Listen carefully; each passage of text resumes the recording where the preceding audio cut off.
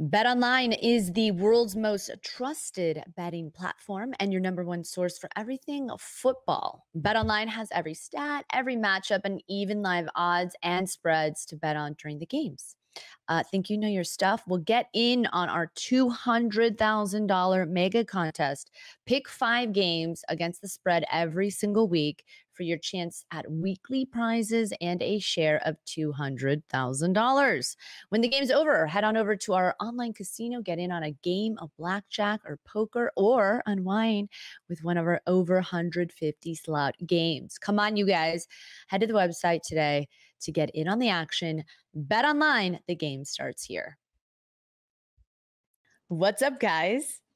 Welcome to Bleav in Rams, part of the Bleav Network. Erin Coscarelli back with you. Be sure to do all the things I tell you to do. Subscribe, comment, rate, follow this podcast. You can also catch us on Bleav TV and follow us on all the socials. I can't stop smiling now. I was complaining earlier. I was tired, but now Glover Quin is here, host of Bleav in Lions. He is obviously former safety in the NFL. Of course, he played with the Lions and the Texans. We're going to talk all about week 1. If you haven't heard, the Lions, they're taking on the Rams Sunday night football. It's going to be, it's here. It is here. Glover, how are you feeling right now? Hi. Hello. Thanks for having me on your show. I'm excited, man. I'm excited. This is always a great time of year. You know, football is in the air. You got to see it last week with college football here in Texas. High school football has started. So it's been a lot of football going on lately. And now NFL gets started tonight. Yeah. Does it feel like it just, when you were playing, does this day just, how does it feel as a player? Because all off season, you're waiting for week 1 of the regular season. Yeah, I never opened up on this actual opening night, but I was always excited to go home and watch the games because in the NFL, if you're playing on Sundays, Thursday is like a huge work day. That's like the big work day before the game on Sunday. So you go to work and you can just feel it. You can feel the intensity is there. You know what I'm saying? You go out and you try to have a really sharp practice and come out of that practice feeling really good. And then we generally would get together on Thursday nights as a DB group or a position group. And you watching the game, you kicking back, you eating some food, some wings or some pizza, whatever it is you want to have and enjoy. And you're watching the game and you're seeing everything that happened in that game, and you're talking about it because those are going to be the things that happen in your game: the mistakes, the penalties, the time management, the looking like it's the first game. You can see mistakes that teams make on Thursday night, and then you go back to work tomorrow and y'all talk about those things. The coaches are probably talking about those things. Hey, look what happened in this game. Look at the substitution errors they had. Look at this, look at that. Look at the guys cramping. Make sure that you are hydrating. All those different things will come into play opening week because the intensity is so high. Guys are playing full games. They haven't played a full game yet. Right. So all these different things are going to be, going on because you're playing full games. Obviously, offense, defense, special teams is involved, right? And you only have a certain amount of guys. You don't have a full 90-man training camp roster that you had. So there's going to be a lot of guys playing a lot of defensive plays, running down on special teams, doing all those different things. And so, seeing guys cramping up and things like that. They're playing in Kansas City. It's probably hot in Kansas City still. It's not cold at least yet. So you'll probably see some guys cramping up, and that'll be a reminder to other guys that, hey, make sure we're hydrating. We still got 3 days before we play. And you'll see a lot of little things that as another player, you will say, okay, we can't let this happen to us on Sunday or Wow. Yeah. It's almost like Thursday night football's a prep for the rest of the league to sort of see the energy the vibe, as the kids say, of how things might play out for you guys on Sunday. That's interesting. Oh yeah, especially opening day. You know what I'm saying? Once you get into this course of the season, is Thursday night football is just Thursday night football. But this opening day, we've all been out for however many months, and Right. now it's back. This first game, and even you'll see things happen tonight, and you'll see some of those same things happen tomorrow in Brazil. And these guys playing on Sunday will get two reminders. And, for Mm-hmm. us, this week, we would have had plays pulled up from college of just like little things happening in games that affect the outcome. Specific plays, time management, clock, like it's the smallest things that really affect the winning and the losing because we always say most games are lost rather than won, right? So Mm-hmm. there's more teams that do things to lose a game than there's teams that actually do stuff to win the game. And so when you start looking at how these games play out, it's like, wow, why did that happen? And I don't even want to get into college football, but just the first game that happened, I guess not week 0, but I guess it would have been week 1 last week on a Thursday. I think it was the Colorado North Dakota State game, right? Wasn't that the last game? Wasn't that Mm-hmm. the first game Mm-hmm. last week? Mm-hmm. Well, you get to the end of the game, and Colorado has the game won. Shador Sanders throws a pass when they should have just ran the ball, and the clock would have ran out, right? He throws a pass, incomplete. Now they get out the field. North Dakota State gets the ball back with 30 seconds. They throw a Hail Mary and catches it. They were just at the 5-yard line. Like you see this little stuff like that. It's like, guys, that's clock management. Just run the ball and go Mm-hmm. home. So it'll Mm-hmm. be the same thing tonight for these guys. Everybody will be watching. You got a great matchup. Patrick Mahomes, Lamar Jackson, Mm-hmm. Chiefs, Ravens. It's gonna be a great matchup, and everybody's gonna be excited. Well, I love that because you know what? The football gods of scheduling could not have made a better Sunday night matchup. Let's get into that game. Obviously, as a former Lions and as a former safety, there's so much to cut up here, right? Obviously, it's a rematch. Uh, there's so many storylines that we have been talking about for sure as the Rams base leading up to this game. Rams fans, pretty pissed, as they should be. In many respects, they think they should have won that game. You guys took it. Detroit took it. And I think it's put a lot of pressure on both teams to make this amazing matchup happen Sunday, where there's a lot of anticipation. Um, do you feel like there's different pressure now being put on the Lions after what we saw from them last season? No question. No question. Mm-hmm. I was actually talking to somebody yesterday, and that's what I told him. I was like, you know, I'm excited for the season. I have high expectations for those guys as well. Um, but I really am interested to see how they handle those expectations because last year, 2 years ago, they were expected to be what they were last year, and they didn't perform at that level. And Mm-hmm. then last year they performed, right? But I think the expectations were a little lower based off of how they were the previous year. Now coming off an NFC championship appearance where I mean you had the 49ers dead to the water at halftime. Like you should have been playing in the Super Bowl and you didn't finish out that game. Now it's like they expect you to be back at that point, not realizing it's a long 17 game season to get Mm-hmm. back to that point. But the expectations from everybody is like the Lions are a surefire, pick.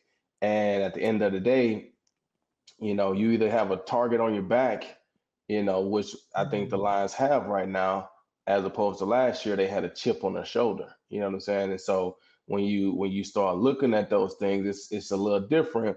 People are gunning for you right now. People are expecting you to win. They're not showing up thinking, oh, they're just playing the Lions. They're showing up saying, hey, this team was in the NFC Championship last year. We better come to Mm-hmm. play. And so they're gonna have to come with it each and every week. And that changes your mindset when you know you're the one that people are hungry for, where the target's on your back, as opposed to sort of you have nothing to lose and you're the underdog. You say that Yeah, that's a different, it's a totally different mindset because yeah. when you're the underdog, you're expected to lose. So if you lose, it's like that's what everybody expected. But when everybody expects you to win and you lose, it's totally different. Mhm. It's totally different when everybody expects. Expectations is what changes everything. We Yeah. always look at second year slumps for quarterbacks, right? Or just players, right? It's the expectations. When they come in as rookies, you don't have a lot of expectations for certain guys, right? You just kind of like they're a rookie. Once they have a good rookie year, now the expectation is for them to do that same thing again and get better because now Mhm. you're going into year two, right? And a lot of times it doesn't happen, or they play better, but the expectations was so much higher that it seems like they didn't play better. And so So true. expectations change Yeah. a lot of things, a lot of things. Yeah. A lot of pressure on the coach. I remember, Glover, when I was at USC, the time I was at USC was the Pete Carroll 2006, 2007, that whole era. And I remember the day we lost to Texas, thanks to Vince. And the day after on campus, it felt like a funeral. All those kids were so upset because they were expecting an undefeated season. They just were expecting that level. And it's interesting because, now you have, I mean, let's just talk about the game specifically. You have Matthew Stafford coming back, hostile environment. How do Detroit fans perceive Stafford now? Because last year, apparently his family got booed so bad, his family has decided they are not actually going to come to the game. His wife and 4 daughters said they are staying home because the experience last year was so hostile. Yeah, I mean, I think, the Lions fans have a lot of respect for Stafford. Obviously, he done so many great things for that organization. It's just Stafford is still an active player right now, so he's playing for the Rams, and his first appearance back in the Ford Field, obviously it was a playoff game, right? It's a big game for the Lions, and they happen to be playing against Matthew Stafford. And so they're going to show their support for Jared Goff. That's what they're supposed to do as a fan base. That's what they are, very passionate fan base. And Matthew Stafford just happened to be the guy that was getting it. It's not like they hate Matthew Stafford. They got a lot of love for Matthew Stafford. So when he's done playing and the Lions decide to put him in the pride of the Lions, or they honor Matthew Stafford's career, it's going to be thousands and thousands of fans there lined up to celebrate what Matthew Stafford did for that organization. It's just right now he's playing for the Rams. It's opening week, so Mhm. he's getting the two, probably the two, I don't want to say worse, but maybe best games for Lions fans. The first home playoff game, Mhm. and I don't know how long, right? The wild card week. It's the first home playoff game for the Lions. It was against Stafford. So the fans were already riled up because it's the first home playoff game, and it happens to be Stafford. And then now you're getting opening night, Sunday night Mhm. football. The fans are going to be riled up again. It's Sunday night football, and it's Stafford again on national TV, first game of the season. So it's going to be a hostile environment. Mhm. But I think for Stafford, he'll feel different this year. I think last year was, it's a lot of emotional stuff going back. And as a player, you kind of don't really know what to expect, right? You're going back, having these feelings about the city and the team and the organization. And then when you go back, you get treated, I'm pretty sure a lot of people treated him like Stafford, right? But the overall vibe was in the stadium, they treated him like a Ram, right? Mhm. And they showed a lot Mhm. of Mhm. support for Jared Goff. I was there every time they did anything, it was Jared Goff chants, right? So for Stafford, you kind of probably, little emotional, mixed feelings, right? He's not gonna have those feelings anymore. Like now he's going in there with like, Right. this is what it is. You know what I'm saying? Like this is what it is. And I'm not saying he didn't go in there with that on his mind last year, but it's gonna be totally different this year. And so it's gonna be a great game. It's gonna be a great game. I'm a huge Stafford fan. I'm a huge Jared Goff fan. Um, it's just great how it all plays out. And I'm just glad that, the Lions get open at night on Sunday Night Football against Stafford. I have to ask you the uncomfortable question. But who got the better deal between Jared Goff and Matthew Stafford with that trade? Who got the better deal? I mean, I would probably say both of those guys, honestly. Looking at it at this point, we can all say, probably Stafford because, he actually won a Super Bowl with the Rams. Right. But I think both of those guys got, great deals when you think about it. Jared Goff had took the Rams to the Super Bowl. They didn't win it. And, just kind of had fell, I don't want to say out of favor, but it just wasn't really, with the Rams organization. Mm-hmm. And so he was able to come to Detroit.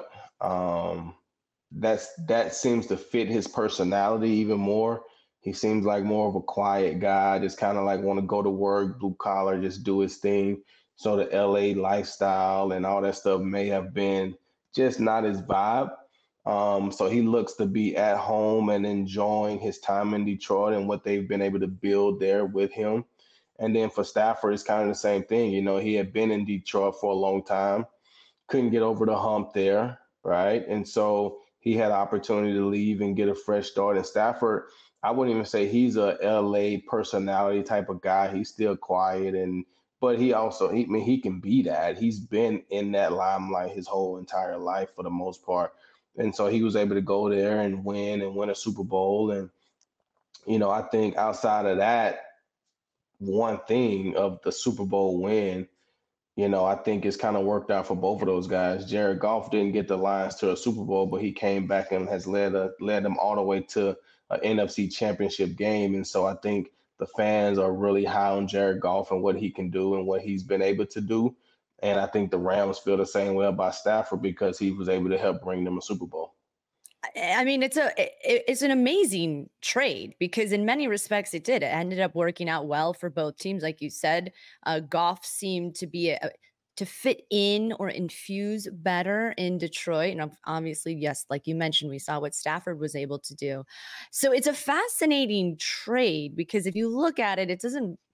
No one really lost in that per se, but these two quarterbacks are interesting, and we as the media like to make it a big deal and cause a stir just by making it seem like there's some drama there. But it's a fascinating trade how things ended up for both guys. Because what was your reaction when the trade happened, when Jared Goff ended up going to the Lions?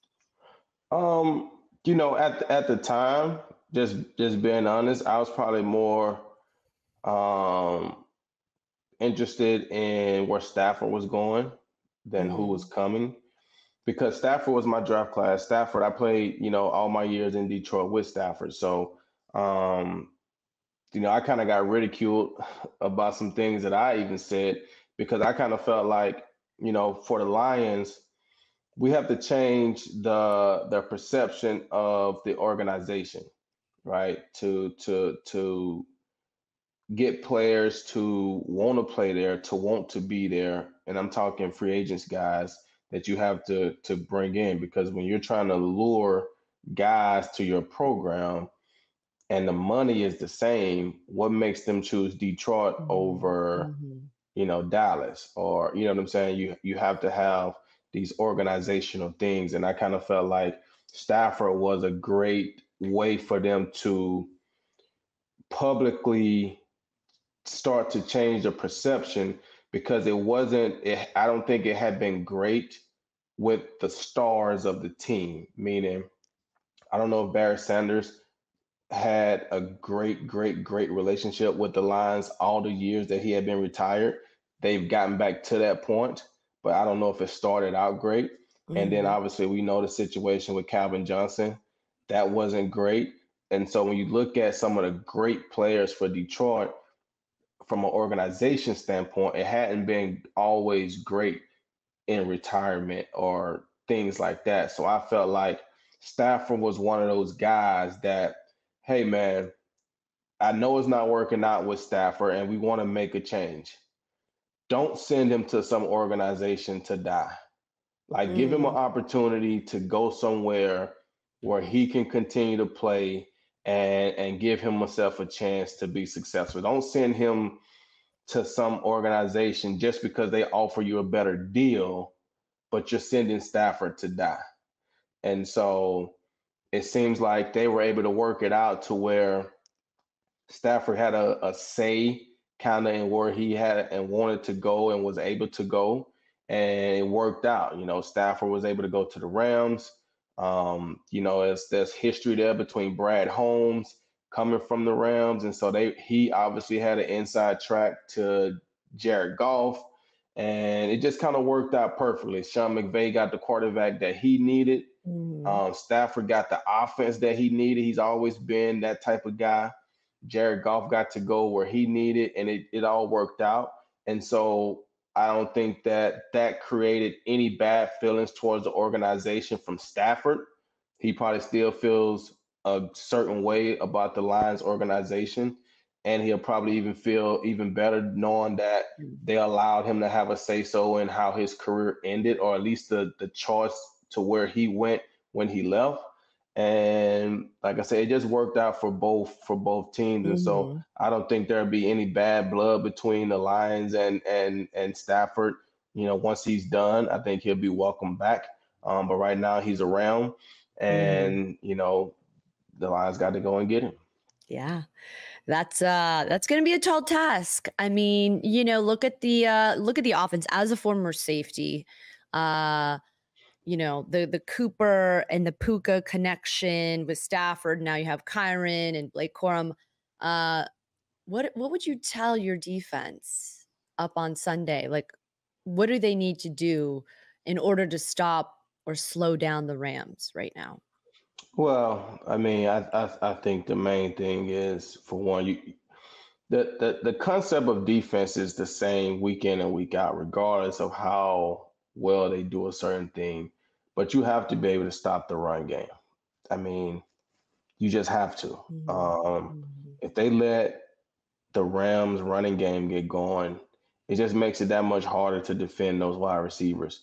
And we all know Stafford can throw the ball. I mean, there's no doubt about it that he can do those things. And Puka and Cooper, the one thing that you get in week one, outside of guys that may have had things in training camp, week one is probably when you're the most healthiest for the most part. You know what I'm saying? You catch a team in week 10, Puka may be banged up, Cooper may be banged up, may be out or something. But week one, for the most part, guys are the healthiest that they're going to be. They're the freshest that they're going to be for the rest of the season for the most part.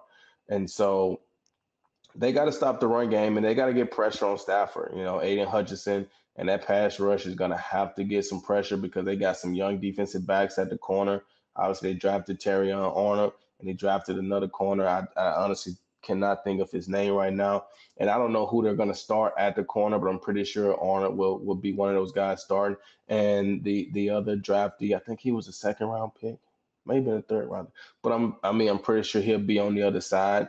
Um, and then, Brian Branch, he's only in year two, coming off a phenomenal rookie year, but he's only in year two. So the secondary is going to be young. So they're going to get tested, and they're going to go through some growing pains. It's their first game in the NFL. They're going to have some plays here or there, and Stafford is going to be a tough test. He's gonna test those guys. He's going to come at them. So guys like Aiden Hutchinson, they're going to have to get pressure on Stafford to make him uncomfortable and help out the back end. Yeah. Well, and I'm gonna flip the coin, ask you the other side of the ball. The Rams, they recently traded away a member of their defense, linebacker Ernest Jones. Uh the Rams defense has been a big question mark all off season. Aaron Donald gone, Raheem Morris now gone. Obviously they did very well in the draft, but no one really knows until it's game day. What does the defense for the Rams need to do to be able to keep up with Jared Goff and company?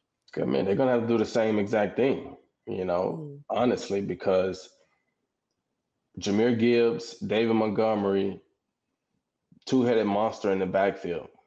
And if they can't stop those guys from getting 4 and 5 yards a carry and running the ball, there's no way they're gonna have to be able to stop the play action game. Sam Laporta, Amon-Ra St. Brown. And then, Jameson Williams has had a great training camp. He seems to be healthy. Had a training camp like the first rounder that they expected him to be. If you look at his first 2 years, I think he came in off of ACL 1 year. And then the next year he came in off of being suspended for some gambling stuff, betting on college games or something like that. So, he's had his first 2 years start out, differently. And it seems like this year he's had his, a full healthy off season to train and prepare. He's had a full healthy training camp to mentally know. It's hard going through training camp knowing that, hey, I'm preparing for the season, but I also got to miss the first 6 games. You know what I'm saying? So it's a little different. As now you coming in, you're ready to go week 1, you're healthy, you don't have any knee things or things that's holding you back, you don't have any suspicions. So you're now preparing yourself to be ready to go week 1. And I think he's had a great training camp. And so I think he'll be ready to go. And like I said, we obviously know what, Jared Goff can do, spreading the ball around, Jahmyr Gibbs out of the backfield as well. But if they can't stop the run, it's going to be a long night for those guys as well. You know what I'm saying? Losing Aaron Donald on that defensive line, that's a huge blow. We hadn't seen the Rams without Aaron Donald for a very long time, right? He's been a staple in that defense. So not having him is going to be different. Like you said, losing Raheem Morris, the defensive court, like it's going to be different. Doesn't mean it's not going to be good, but it's going to be different. And we just have to see how it plays out. But if they can't stop David Montgomery and Jahmyr Gibbs out the backfield, it's going to be a long day. It's going to be a shootout, but I think the Lions will have enough firepower to overtake the Rams' firepower if they can't stop the run. Yeah, so do you foresee this being a Lions win Sunday night? No question. Yeah. Well, it's interesting. And the thing that I think, and I'm going to let you go because I know you're a busy man. But I think the thing that'll be interesting is, and my question to you is, will this game reveal a lot about what the teams are going to need to work on moving forward? I mean, I think it's going to end up telling us, like you said, Aaron Donald, a big void to fill. If the Rams get run over, we've got some work to do. Yeah, I mean, and every NFL team is going to try to expose whatever they think your weaknesses are, right? So Aaron Donald not being on that defensive line, the Lions are going to come out and try to run the ball to see. They're just going to see. And with the Lions having 2 rookie corners possibly starting, I wouldn't be surprised if the Rams don't come out and they're going to test those guys and see, are you guys ready for the NFL? That's just been a part of it. And it's only week 1, so week 1 is not a telltale sign of how it ends up. The Lions went in the Arrowhead last year, week 1, and beat Kansas City, and Kansas City was the last team standing in the Super Bowl. So you don't have to win week 1 to win the Super Bowl, but you have to be honest with yourself, right? So when you get tested by these things, if the Lions are able to run the ball, that will be something that the Rams definitely need to adjust and address. And the same way for the Lions. So week 1 is definitely going to be that week, because this is going to be the first time that any team has really seen all their guys go. Because the preseason, everybody's not playing. You might have a couple guys play more than others, but everybody's not playing. You haven't had your full roster. You haven't had a full game plan and things like that. So this is going to be the first week where you really get that. Whereas back in the days, well, not back in the days, but a couple years ago, you would get a portion of that in the 3rd preseason game because guys will be out there playing, right? So you can kind of see then, can we stop the run? Can we defend against the pass? You can see that for a good half. It's not like that anymore. So you don't know how these guys are going to perform. And so week one is definitely a week where you have to really take great inventory on your team and see what moves you need to make going forward. What a week one it's going to be for the Lions and the Rams. I'm so excited about Sunday night. Make sure to catch Sunday Night Football. Glover Quin, what an exceptional human you are. Thank you for making the time. I'm stoked. We'll have to do a follow-up with you maybe. Let's do Uh, it. the follow-up after the game, maybe just get your quick take and we could splice together how many of your answers were probably right. Yeah. But good luck to both teams. It'll be a lot of fun. Can't wait to watch. Glover Quin, thank you for joining us. Thank you for having me.